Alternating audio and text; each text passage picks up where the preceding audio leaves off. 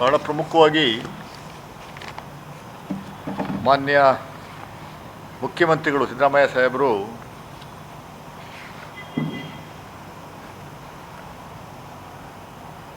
ಅವರೇ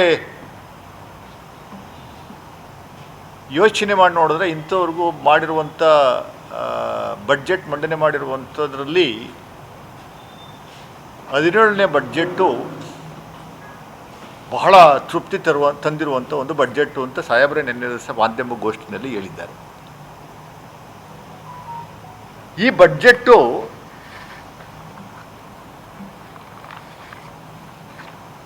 ದೂರದೃಷ್ಟಿ ಇರುವಂಥ ಒಂದು ಬಡ್ಜೆಟ್,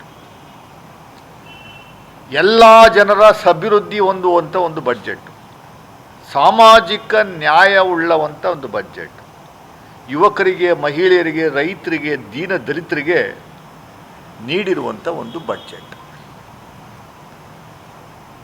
4,48,000 ಕೋಟಿ, 4,48,004 ಕೋಟಿ ಗಾತ್ರದ ಬಡ್ಜೆಟ್ ಇದು. ಪುಂಖಾನುಪುಂಖ BJP ಮುಖಂಡರುಗಳು ಅಶೋಕ್ ಮತ್ತು ಛಲವಾದಿ ನಾರಾಯಣಸ್ವಾಮಿ ಆದಿಯಾಗಿ ಇನ್ನು ಬಡ್ಜೆಟ್ ಮಂಡನೆ ಆಗ್ತಾ ಇದೆ, ಹೊರಗಡೆ ಬಂದು ಮಾಧ್ಯಮ ಮುಂದುಗಡೆ ಪ್ರಚಾರಕ್ಕೋಸ್ಕರ ಸುಮ್ಮನೆ ಚೊಂಬಿಟ್ಕೊಂಡು ಚೊಂಬಿಂಗ್ ಅಂತ. ದಯಮಾಡಿ ಜನಸಾಮಾನ್ಯರು ತಪ್ಪು ತಿಳಿಬೇಡಿ. ಅವರು ಚೊಂಬು ತೋರಿಸಿದ್ದು 3 ನಾಮ ಇಟ್ಬಿಟ್ಟು ಚೊಂಬು ತೋರಿಸಿದ್ದು ಕೇಂದ್ರ ಸರ್ಕಾರ ನಮ್ಮ ರಾಜ್ಯಕ್ಕೆ ಕೊಟ್ಟಂಥದ್ದು. ನಮ್ಮ ರಾಜ್ಯ ಸರ್ಕಾರ ನೀಡಿರುವಂಥ ಬಡ್ಜೆಟ್ ವಿಚಾರದಲ್ಲಿ ಅಲ್ಲ ಅವ್ರು ಮಾತಾಡಿರೋದು. ಕೇಂದ್ರ ಸರ್ಕಾರ ರಾಜ್ಯಕ್ಕೆ 2 ರೈಲನ್ನ ಓಡಿಸುವಂಥದ್ದು ಬಿಟ್ಟರೆ, ಒಂದು ಹೈದರಾಬಾದು, ಇನ್ನೊಂದು ಮಡ್ರಾಸ್ಗೆ, ಅದು 40-50 ಕಿಲೋಮೀಟ್ರ್ ವ್ಯಾಪ್ತಿನಲ್ಲಿ ಮಾತ್ರ ನಮ್ಮ ರಾಜ್ಯದಲ್ಲಿ ಸಂಚರಿಸ್ತದೆ. ಅದು ಬಿಟ್ಟರೆ ಬೇರೆ ಏನೂ ಕೇಳಬೇಡಿ. ಕೇಂದ್ರ ಸರ್ಕಾರ ನಮ್ಮ ರಾಜ್ಯಕ್ಕೆ ಕೊಟ್ಟಿದ್ದು ದೊಡ್ಡ ಚೊಂಬು. ಆ ಚೊಂಬನ್ನ ನಿನ್ನೆ ದಿವಸ BJPಯವರು ಪ್ರದರ್ಶನ ಮಾಡ್ತಾವ್ರೆ. ಹೇಳ್ಕೊಳಕ್ಕಾಗ್ತಾಯಿಲ್ಲ, ಹಾಕಿದ ಹೈಕಮಾಂಡ್ ಅವ್ರ ಮೇಲೆ ಆ್ಯಕ್ಷನ್ ತಗೊಂಬಿಡುತ್ತೆ ಅನ್ನುವಂಥ ಉದ್ದೇಶದಿಂದ ಪಾಪ ಈ ರೀತಿ ತೋರಿಸುವಂಥ ಕೆಲಸವನ್ನು ಮಾಡಿದವ್ರೆ. ನಿಮ್ಮ ಯೋಗ್ಯತೆಗೆ ಅಶೋಕ್ ಅವರೇ, BJP ಮುಖಂಡರುಗಳೇ, ನಿಮಗೇನಾದರೂ ಮಾನ ಮರ್ಯಾದೆ ಇದ್ದರೆ ಸಿದ್ದರಾಮಯ್ಯ ಸಾಹೇಬ್ರ ಹತ್ರ ಬನ್ನಿ, 1 to 1 ಕೂತ್ಕೊಂಡು ಚರ್ಚೆ ಮಾಡೋಣ ಮಾಧ್ಯಮದ ಮುಂದೆ. ನಿಮಗೆ ನಾನು ನೇರವಾದ ಸವಾಲನ್ನು ಹಾಕ್ತೀನಿ. ಅಶೋಕ್ ಅವರೇ, ನೀವು ವಿರೋಧ ಪಕ್ಷ ನಾಯಕರಿದ್ದೀರಿ. ಅಪ್ಪರ್ ಹೌಸ್ ವಿರೋಧ ಪಕ್ಷ ನಾಯಕರು ಛಲವಾದಿ ನಾರಾಯಣಸ್ವಾಮಿ ಇದ್ದಾರೆ. ಯಾರ್ಯಾರೋ ಒಂದಷ್ಟು ಜನ BJP ಮುಖಂಡರುಗಳು ಕಳ್ಳರು ಚಿಳ್ಳರು ಎಲ್ಲ ಸೇರಿಕೊಂಡು ನಿನ್ನೆ ದಿವಸ CM ವಿರುದ್ಧ, ಕಾಂಗ್ರೆಸ್ ವಿರುದ್ಧ ಮಾತಾಡಿರುವಂಥದ್ದು ನಾನು ಕಂಡೆ. ದಯಮಾಡಿ ನಾಳೆ ಮಾಧ್ಯಮಗೋಷ್ಠಿನಲ್ಲಿ ನೀವು ಕ್ಲಾರಿಫಿಕೇಷನ್ ಕೊಡಿ.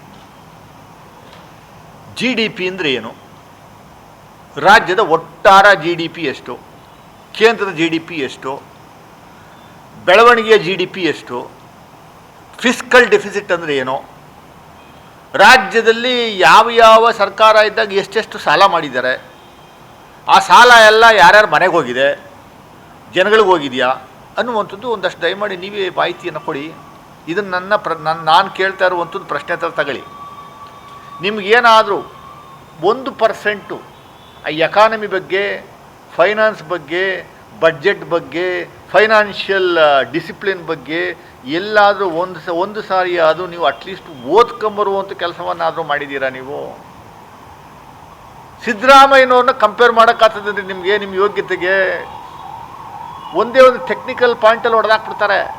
ರಾಜ್ಯದ ಒಟ್ಟಾರೆ GDP ಎಷ್ಟಪ್ಪ ಹೇಳ ನೋಡೋಣ. ಇಡೀ ದೇಶದ ಒಟ್ಟಾರೆ GDP ಎಷ್ಟು? GDP ಅಂದರೆ ಏನು? ಏನು GDP ಅಂದರೆ ಏನ್ರಿ? ಗ್ರಾಸ್ ಡೊಮೆಸ್ಟಿಕ್ ಪ್ರಾಡಕ್ಟ್ ಅಂತ ಅಂತೀರಿ ಅಂತ ಇಟ್ಕೊಳ್ಳಿ. ಅದನ್ನು ಸಾಮಾನ್ಯ ಲ್ಯಾಂಗ್ವೇಜಲ್ಲಿ ಎಕ್ಸ್ಪ್ಲೇನ್ ಮಾಡಿದ್ರೆ ಜನಗಳಿಗೆ ನೋಡೋಣ. ಮತ್ತೆ ನೋಡೋಣ, ಕುಮಾರಸ್ವಾಮಿ ಅವರೇ, GDP ಅಂದರೆ ಏನು? ರಾಜ್ಯದ GDP ಎಷ್ಟು? ವಿತ್ತೀಯ ಕೊರತೆ ಎಷ್ಟು? ಅದು ಫಿಸ್ಕಲ್ ಡೆಫಿಸಿಟ್ ಅಂದರೆ ಏನು ಅನ್ನುವಂಥದ್ದು ದಯಮಾಡಿ ಹೇಳಿ. ಸಾಲ ಎಷ್ಟು ಮಾಡ್ಬೋದು, ಎಷ್ಟು ಮಾಡುವಂಥದ್ದಕ್ಕೆ ಅವಕಾಶ ಇದೆ ಅನ್ನುವಂಥದ್ದು ದಯಮಾಡಿ ಹೇಳಿ. ಫೈನಾನ್ಷಿಯಲ್ ರೆಗ್ಯುಲೇಷನ್ಸ್ ಇದೆ, ಫೈನಾನ್ಸ್ ರೆಗ್ಯುಲೇಷನ್ಸ್ ಇದೆ. ಆ ರೆಗ್ಯುಲೇಷನ್ಸ್ ಒಳಗಡೆ ಏನು ಮಾಡಬೇಕು ಅದನ್ನೇ ಮಾಡಬೇಕಾಗಿರುವಂಥದ್ದು. ಈ ಹಗ್ಗ ಮುಗ್ಗ ಸಾಲ ಮಾಡೋದಲ್ಲ. ಸಿದ್ದರಾಮಯ್ಯನವರು ಬಂದ ಮೇಲೆ ಅವ್ರು ಸಾಲ ಮಾಡಿರೋದೇ ಸಾಧನೆ ಅಂತ ಹೇಳ್ತಿಲ್ರಿ. ನಿಮ್ಗೆ ಏನಾದರೂ ಮಾನ ಮರ್ಯಾದೆ ಇದೆಯಾ? ನಿಮ್ಮ ವಿಶ್ವಗುರು ದೇಶದಲ್ಲಿ ಅವರು ಪ್ರಧಾನಮಂತ್ರಿಗಳಾದ ಮೇಲೆ 2014ರಿಂದ 2026 ಮಾರ್ಚ್ವರೆಗೆ ದೇಶದ ಮೇಲೆ ಮಾಡಿರುವಂಥ ಸಾಲ 218 ಲಕ್ಷ ಕೋಟಿ. ಮನಮೋಹನ್ ಸಿಂಗ್ ಅವರು ಬಿಟ್ಟು ಹೋಗುವಂಥ ಸಂದರ್ಭದಲ್ಲಿ ದೇಶದ ಮೇಲೆ ಇದ್ದಂಥ ಸಾಲ 1947ರಿಂದ 53 ಲಕ್ಷ ಕೋಟಿ ಇದ್ದಿದ್ದು ನೀವು 218 ಲಕ್ಷ ಕೋಟಿ ತಗೊಂಡೋಗಿದ್ದೀರಿ. ಅಂದರೆ ಈಗ ಮತ್ತೆ ತಿರುಗಿ ಈ ಸಾರಿ 2026-27ಕ್ಕೆ ಸಾಲ ಮಾಡ್ತೀವಿ ಅಂತ ಅವ್ರು ಘೋಷಣೆ ಮಾಡ್ಕೊಂಡಿರುವಂಥದ್ದೇ 17 ಲಕ್ಷ ಕೋಟಿ. ನೀವು ಸಿದ್ದರಾಮಯ್ಯನವ್ರನ್ನ ಕಂಪೇರ್ ಮಾಡ್ತೀರಾ, ಆಯಿತು, ಅದನ್ನು ನಾನು ಹೇಳ್ತೀನಿ. ನಿಮ್ಮ ಯೋಗ್ಯತೆಗೆ ಏನಾದರೂ ಮಾನ ಮರ್ಯಾದೆ ಇದೆ. 8,15,000 ಕೋಟಿ ಸಾಲ ಇದೆಯಲ್ಲ ರಾಜ್ಯದ ಮೇಲೆ, 8,15,000 ಕೋಟಿನೂ ಸಾಲ ನಮ್ಮ ಸಿದ್ದರಾಮಯ್ಯನವ್ರು ಮಾಡಿರಾ?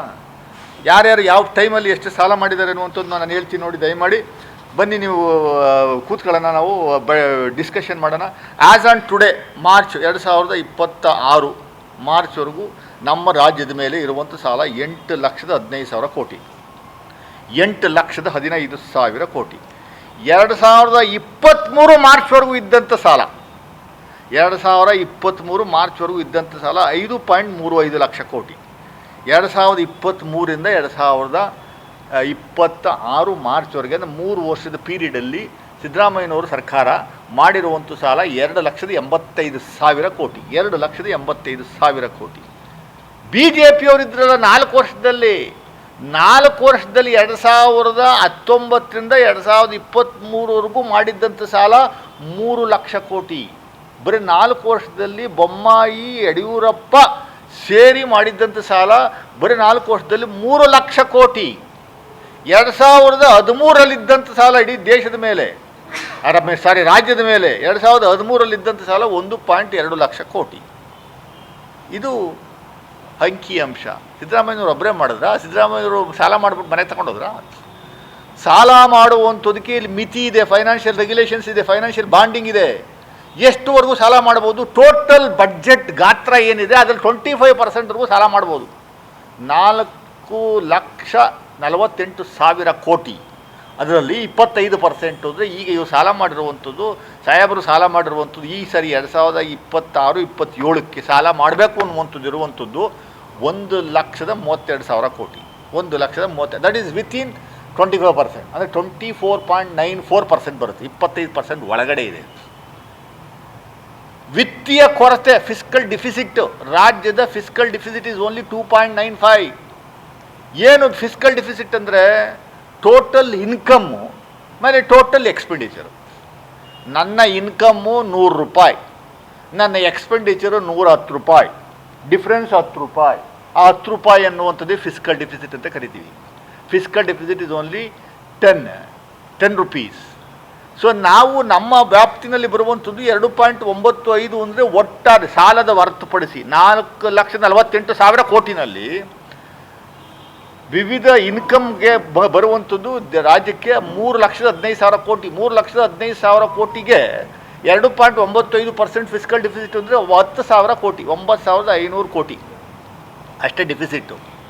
ಅಷ್ಟು ಸಾಲನ ಮಾಡುವಂಥ ಕೆಲಸವನ್ನು ಮಾಡ್ತೀವಿ. ಬಟ್ 1,32,000 ಕೋಟಿ ಯಾಕೆ ಸಾಲ ಮಾಡ್ತೀನಿ ಅಂತ ನೀವು ಕೇಳ್ಬೋದು ನಮಗೆ. ಹೌದು, ಅಭಿವೃದ್ಧಿಗೆ, ಗ್ಯಾರಂಟಿ ಯೋಜನೆಗಳಿಗೆ, ನಾವೇನು ತಿನ್ನಕ್ಕಲ್ಲ, ಎಂತೆಂಥ ಅದ್ಭುತವಾದಂಥ ಕಾರ್ಯಕ್ರಮಗಳನ್ನು ಕೊಟ್ಟಿದ್ದಾರೆ ಅನ್ನುವಂಥದ್ದಕ್ಕೆ ದಯಮಾಡಿ ಮಾಧ್ಯಮದವರು ಬಹಳ ಅದ್ಭುತವಾಗಿ ಇವತ್ತು ಪೇಪರಲ್ಲಿ ಬರೆದವರು. ಹೆಚ್ಚಿನ ವಿಡಿಯೋಗಳಿಗೆ ಪ್ರತಿಧ್ವನಿ ಯೂಟ್ಯೂಬ್ ಚಾನೆಲ್ ಸಬ್ಸ್ಕ್ರೈಬ್ ಮಾಡಿ, ಬೆಲ್ ಐಕಾನ್ ಕ್ಲಿಕ್ ಮಾಡಿ.